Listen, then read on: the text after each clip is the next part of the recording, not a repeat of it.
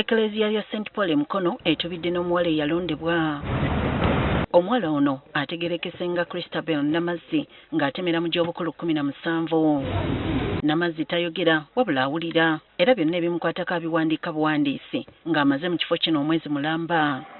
Okusinziira ku Reverend Father Paul Sebitoogo nga ye bwanamukulu w'ekigo kino, omuwala ono yatwalibwa omukozi w'awaka mu mmotoka emu wabula oluvannyuma omukozi n'amubulako. Omusajja yajja ne bamuteeka mu mmotoka n'akagugu ke n'atambula n'agenda. Kaakati gye yatuuka eyo ndowooza ne bamuwa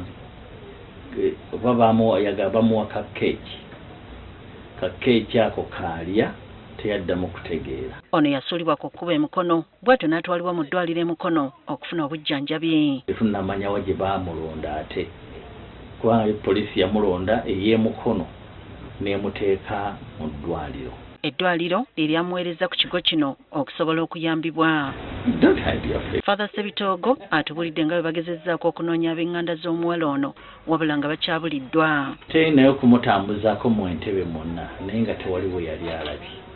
Kitawo nno tunoonya omuntu yenna amanyiyo. Baagendako ne ku poliisi okubayamba okunoonya ab'eŋŋanda. Yatugamba nti ava Entebbe.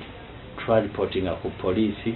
Poliisi neweereza ebifaananyi Entebbe, tugenda okutuuka ebifaananyi Entebbe gyebiri naye nga teri keesi n'emu yali eripootingiddwayo. Kati ono asabye abamanyi omuwala ono okubatuukirira. Taata Muhanjo Samuel, maama Mwenda Katana.